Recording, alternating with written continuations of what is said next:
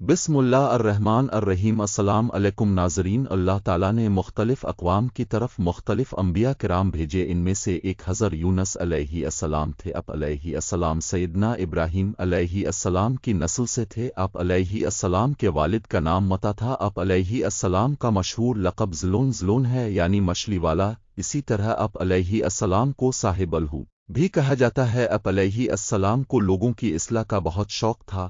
آپ کو ایک عظیم بستی کی طرف مابوس کیا گیا۔ اس بستی کا نام نینوو تھا۔ نینوو عراق کے شمال میں دریائے فرات کے کنارے آباد تھا۔ اہل نینوو بہت ظالم اور سرکش لوگ تھے۔ وہ خدا کی عبادت کی بجائے بتوں کی پوجا کرتے تھے اور ہر بری حرکت میں لذت محسوس کرتے تھے۔ اللہ تعالیٰ نے حکم دیا حضرت یونس علیہ السلام کو کہ وہ نینوو جائیں۔ حضرت یونس علیہ السلام نینوو میں کافی عرصہ تبلیغ کرتے رہے، مگر لوگوں پر کوئی اثر نہ ہوا۔ جب اہل نینوو کی سیاکاریاں حد سے بڑھ گئیں تو اللہ تعالیٰ نے حضرت یونس علیہ السلام کو حکم دیا کہ وہ انہیں آخری تنبیہ کر دیں کہ اگر وہ 40 دن کے اندر اندر اپنی اصلاح نہیں کرتے تو ان پر اللہ کا سخت عذاب نازل ہوگا۔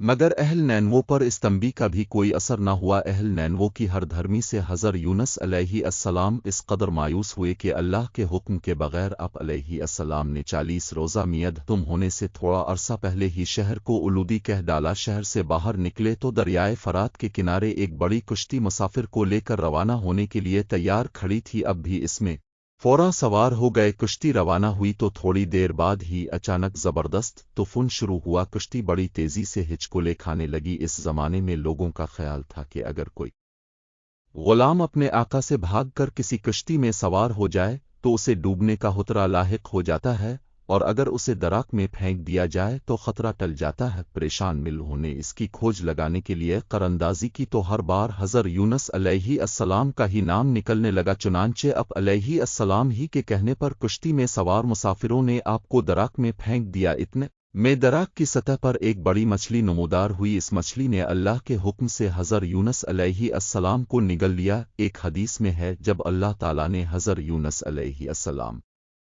کو مچھلی کے پیٹ میں قید کرنے کا ارادہ فرمایا تو مچھلی کو الہام کیا کہ آپ کو